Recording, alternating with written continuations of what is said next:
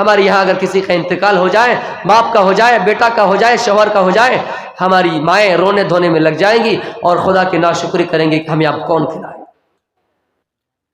ابو طلحہ انصاری رضی اللہ تعالیٰ عنہ اپنے ایک بیٹے سے غیر معمولی محبت کیا کرتے تھے۔ خدا کو آزمائش کرنی تھی، امتحان لینا تھا کہ ان کا بیٹا بیمار پڑ گیا، ان کے بیٹے کی طبیعت خراب ہو گئی، یہ بازار سے آتا، آفس سے آتا، جہاد کے میدان سے آتا، نبی کے چوکھٹ سے آتا، کہیں سے آتا، اپنے بیٹے کے بارے میں پوچھا کرتے تھے کہ اے میری بیوی ام سلیم بتاؤ میرے بیٹے کی طبیعت ابھی کیسی ہے؟ ام سلیم کہتے کہ طبیعت ابھی کچھ پہلے سے خراب ہے۔ اسی طرح کرتے کرتے کئی دنوں تک چلا، لیکن 8 دن بعد 10 دن بعد ان کا بیٹا انتقال کر گیا، مر گیا، ان کے بیٹے کی وفات ہو گئی، مر گیا۔ جب ابو طلحہ انصاری رضی اللہ تعالیٰ عنہ گھر آئے، کہا بی بی ام سلیم یہ بتاؤ میرے بیٹی کی طبیعت ابھی کیسی ہے؟ ام سلیم نے کہا وہ میرے شوہر، وہ ابو طلحہ، آپ کی بیٹی کی طبیعت پہلے سے کچھ زیادہ آرام ہے، وہ انتقال کر چکا تھا، ان کے اوپر صبر کا مصیبت کا پہاڑ ضرور ٹوٹ پڑا تھا، مصیبت کا پہاڑ ٹوٹ پڑا، غم کا پہاڑ ٹوٹ پڑا، لیکن محلے میں کسی کو نہیں بتائی کہ میرا بیٹا انتقال کر گیا ہے۔ یہاں تک کہ ان کا شوہر گھر میں آیا، پھر بھی اپنے شوہر سے نہیں کہا کہ آپ کا بیٹا انتقال کر گیا ہے، نہیں کہا۔ اپنے بیٹے کی لاش کو گھر کے کسی کارنر میں کسی کونے پہ رکھ دیتی ہے، کون؟ ان کی ماں ام سلیم اپنے شوہر سے کہتی ہے اور میرے شوہر میں آپ کے لیے کھانا لگاتی ہوں، دسترخوان بچھایا گیا، کھانا لگایا گیا، میاں بیوی نے کھانا کھایا اور کہا میرے شوہر آپ اسی جگہ بیٹھے رہیے۔ گھر میں گئی، گھر میں جانے کے بعد سج سوار کیا، خوبصورتی کا مظاہرہ کیا، اپنے آپ کو زیب و زینت سے آراستہ و پیراستہ کیا، اس کے بعد اپنے شوہر کے سامنے آئی، اپنے شوہر سے باتیں کرنے لگی، میٹھی میٹھی باتیں کرنے لگی، اپنے شوہر کے دل کو بہلانے پھسلانے میں لگ گئی تاکہ ان کے شوہر کو ان کے بیٹے کی یاد نہ آئے، تاکہ ان کے شوہر کو ان کے بیٹے کا نام نہ آئے، نام نہ لے پائے۔ ان کو بھلانے کے لیے کیا کیا؟ میٹھی میٹھی باتیں کرنے لگی، زیب و زینت سے آراستہ و پیراستہ ہو کر آئی، خوبصورت بن کے آئی تاکہ ان کے شوہر کا دل بہل جائے اور اپنے بیٹے کے بارے میں نہ پوچھے۔ رات گزر گئی، صبح دونوں فجر کی نماز پڑھی، فجر کی نماز پڑھنے کے بعد اپنے شوہر سے کہتی ہے اور میرے شوہر ایک بات بتائیے، اگر یہ کشیار گاؤں والا اس گاؤں فلاں تالبونا والے کے پاس کوئی چیز امانت رکھے، کوئی سامان امانت کے طور پر رکھے، تو کیا تالبونا والے کو اس امانت کو واپس کرنے میں حیل و حجت ہوں گے؟ جھگڑے کی بات ہے؟ کہا نہیں، جیسے امانت دے ویسے امانت واپس کرنی چاہیے۔ اور میرے شوہر جب آپ جانتے ہی کہ امانت کوئی اگر کسی کے پاس رکھے اس کو ویسے ہی واپس کرنی چاہیے، تو سنیے اللہ نے آپ کو امانت دی تھی، اللہ نے آپ کو امانت دی تھی، کیا دی تھی؟ اللہ نے آپ کو امانت دی تھی، اللہ نے آپ کو بیٹا دیا تھا، وہ اللہ کی امانت تھی۔ اللہ نے کل رات شام کو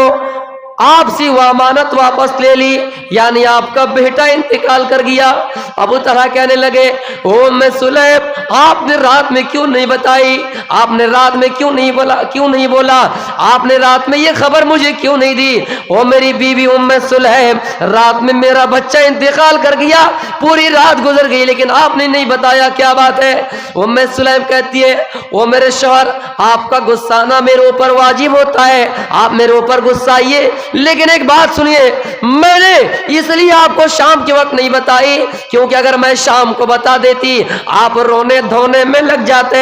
آپ اسی کی تدبیر و تجہیز کا انتظام کرنے لگتے، آپ کھانا بھی نہیں کھاتے، رات میں آرام سے بھی نہیں سوتے، اس لیے میں مناسب سمجھا کہ آپ کو رات میں نہ بتاؤں، صبح بتاؤں۔ جس طرح میں نے صبر کیا ہے، اپنی اولاد پر صبر کیا ہے، اپنے بیٹے پر صبر کیا ہے، میں اللہ سے یہ دعا کرتی رہی کہ اے اللہ جس طرح مجھے اپنے بیٹے پر صبر ہوا میرے شوہر کو بھی اپنے بیٹے پر صبر ہو جائے اور اللہ تعالیٰ اس کا صلہ اس دنیا میں دے۔ میرے پیارے ساتھیوں، پھر اس کو دفن کیا گیا، اس کے لڑکے کو دفن کر دیا گیا۔ یہ خبر اللہ کے رسول کے پاس پہنچائی گئی، یہ ماجرا اللہ کے رسول کو سنایا گیا۔ اللہ کے رسول نے کہا اے ابو طلحہ، کیا کل رات آپ اپنے بیوی سے ملے تھے؟ کہا ہم بستر ہوئے تھے۔ ہاں، اللہ آپ کو ایسا بیٹا دے گا جو عالم دین ہوگا، جو حافظ و قرآن ہوگا۔ مورخ لکھتے ہیں پھر اس سے ایک بیٹا پیدا ہوا ابو طلحہ کا، اور بیٹا پیدا ہونے کے بعد ان سے پھر 5 بیٹا پیدا ہوا اور سب حافظ و قرآن تھے۔ تو میرے بھائیوں، یہ صبر کا نتیجہ ہے۔ لیکن ہم اور آپ کسی کا انتقال ہو جائے رونے دھونے میں لگ جاتے ہیں، ہم اور آپ کسی کا انتقال ہو جائے خدا کی ناشکری کرنے میں لگ جاتے ہیں اور یہ کہتی ہے اللہ تم نے تو ہماری قسمت ہی خراب کر دی۔ اے اللہ ہم کس نصیب لے کے آئے، ہم کتنے بد نصیب ہیں کہ ہمارا باپ انتقال کر جاتا ہے، ہمارا بیٹا انتقال کر جاتا ہے، کوئی عورت یہ کہتی ہے ہمارا شوہر انتقال کر جاتا ہے۔ لیکن اے لوگوں، آپ شاید جانتے ہوں گے قیامت کے دن جب آپ کو والدین کو ماں باپ کو جہنم کی طرف لے جایا جائے گا، پیچھے سے ان کا چھوٹا چھوٹا بچہ جو اس دنیا میں انتقال کر گیا ہے، چھوٹے چھوٹے عمر میں انتقال کر گئے ہیں، وہ آئے گا اور اپنے والدین کی دامن کو پکڑ لیں گے اور اللہ سے شفاعت کریں گے، سفارش کریں گے اور کہیں گے یا اللہ تم نے مجھے دنیا میں اپنے ماں باپ سے چھینا تھا، یا اللہ مجھے بڑا شوق تھا کہ میں بھی اپنے ماں باپ کے ساتھ جلال گڑھ بازار جاؤں، یا اللہ مجھے بھی شوق تھا کہ میں اراریا بازار اپنے والدین کے ساتھ جاؤں، اپنے باپ کے ساتھ جاؤں، لیکن تم نے مجھے دنیا سے چھین لیا تھا، اپنے باپ سے الگ کر دیا تھا، اس دنیا میں کم از کم الگ نہ کر۔ اللہ کہے گا آئے چھوٹے چھوٹے بچے نہیں، تمہارے باپ نے دنیا میں بہت بڑے بڑے غلط کام کیے ہیں، بہت بڑا بڑا گناہ کے کام کیے ہیں، آج ان کو جہنم ملیں گے ہی۔ وہ بچے اور دامن کو مضبوطی سے پکڑ لیں گے۔ اللہ کہے گا اے فرشتوں جاؤ میں نے معاف کر دیا، ان کے چھوٹے چھوٹے بچے ان کے لیے شفاعت کر رہے، سفارش کر رہے، جاؤ ان کے چھوٹے چھوٹے بچوں کے ساتھ ان کے والدین کو بھی جنت نصیب کر دو۔ تو میرے پیارے ساتھیوں، اولاد پر صبر ضروری ہے۔ کیوں ابو طلحہ نے کیوں صبر کیا، ام سلیم نے کیوں صبر کیا؟ اس لیے کہ وَلْتَنْظُرْ نَفْسٌ مَّا قَدَّمَتْ لِغَدٍ، ہر انسان کو یہ غور کرنا چاہیے کہ اس نے کل قیامت کے دن کے لیے کون سی تیاری کر رکھی ہے۔ اے لوگوں، خوش نصیب ہیں آپ جن کے چھوٹے چھوٹے بچے انتقال کر گئے، خوشی منائیے کہ اگر آپ نے نوحہ نہیں کیا، آپ نے ماتم نہیں کیا، آپ نے اپنی اولاد پر صبر کیا ہے تو یہ خوش نصیبی آپ ہے۔ آپ یہ امید رکھیے اللہ آپ کو قیامت کے دن ویسا ہی صلہ دے گا جس طرح واقعات سے ملتا ہے۔ تو میرے پیارے ساتھیوں، آخرت کی کچھ تیاری کر لیجیے۔ ہم اور آپ انسان ہیں، ہم اور آپ یہ چاہیں گے کہ دنیا میں جتنی نیکیوں کا کام ہے سب کر لیں گے، نہیں ہوگا، انبیاء سے بھی خطائیں ہوئے ہیں۔ تو میرے پیارے ساتھیوں، لیکن کوشش کرنی چاہیے،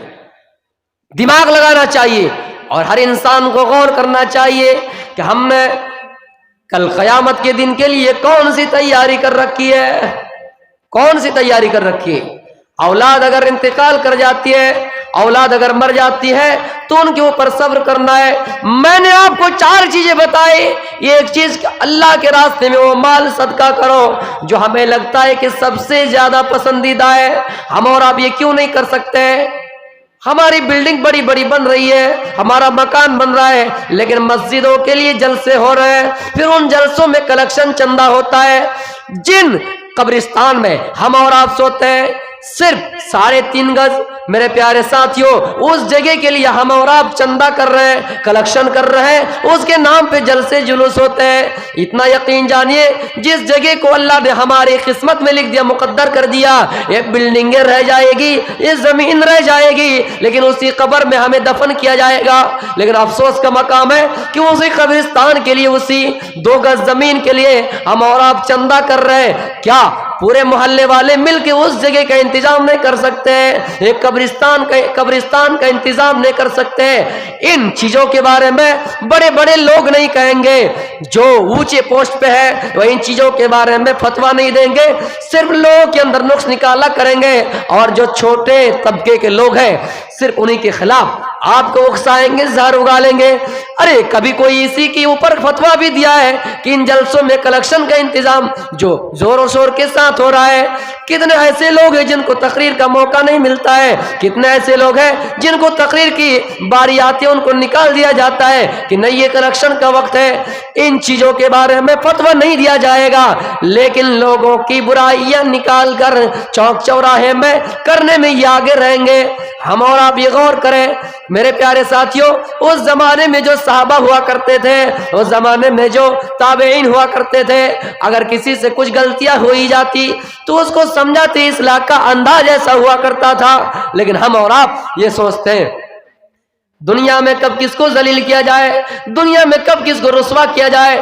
اماموں کی تنخواہیں کیوں نہیں بڑھ رہی ہے، مولویوں کی تنخواہیں کیوں نہیں بڑھ رہی ہے، مسجد خوبصورت کیوں نہیں بن رہی ہے، اور بن رہی ہے تو اس میں اماموں کا انتظام کیوں نہیں۔ آج ہر جگہ پہ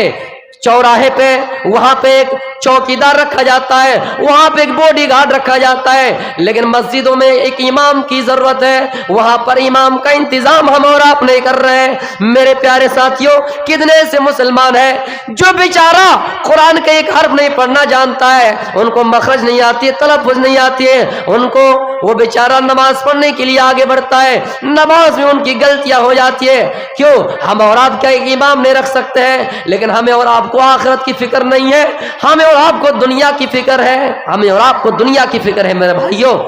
آخرت کی فکر نہیں ہے۔ ہر مسجد میں جہاں مسجد بن رہی ہے وہاں اماموں کا بھی انتظام ہونا چاہیے، جس طرح چوک چوراہے میں ایک چوکیدار رکھا جاتا ہے، مسجدوں میں ایک امام ہونا چاہیے جو نماز صحیح طریقے سے پڑھا کرتے ہو۔ لیکن اگر کہیں امام رکھ دیے جائے، ان کا بیٹا غلط کام کر رہا ہے، ان کا بیٹا خود شراب پی رہا ہے،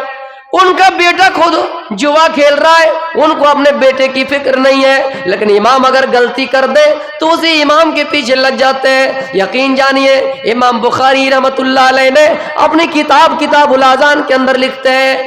کہ کوفہ والوں نے سعد بن ابی وقاص کے بارے میں شکایت درج کی، کس سے؟ امیر المومنین سے،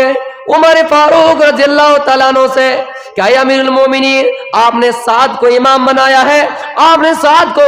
امام بنایا ہے، آپ نے سعد کو اس گاؤں کا امام حاکم بنایا ہے، سعد نماز پڑھاتا ہے لیکن سعد صحیح طریقے سے نماز نہیں پڑھاتے ہیں، سعد رضی اللہ تعالیٰ عنہ مال غنیمت صحیح طریقے سے تقسیم کیا نہیں کرتے ہیں۔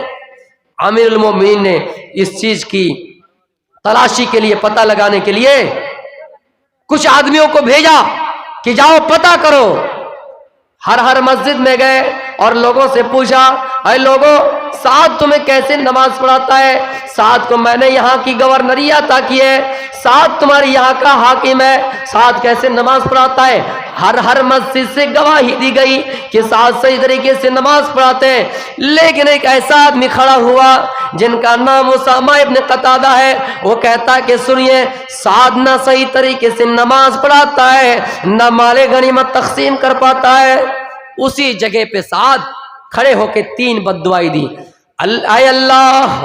یہ آدمی اگر مجھ سے ذات انتقام لے رہا ہے، یہ آدمی اگر ریا و نمود کے لیے کھڑا ہوا ہے، تو یا اللہ میں 3 بددعائیں کرتا ہوں، اے اللہ ان کی فقیری بڑھا دے، ان کی عمر لمبی کر دے، اور ان کو فتنوں میں مبتلا کر دے۔ یہ جو بددعا کی تو پھر اسامہ ابن قتادہ کا حال ایسا ہوا، اتنا بوڑھا ہو گیا، ان کی آنکھوں کی جو بھاویں تھی وہ نیچے گرا کرتے تھے، آنکھوں میں گرا کرتے تھے، راستے میں جاتے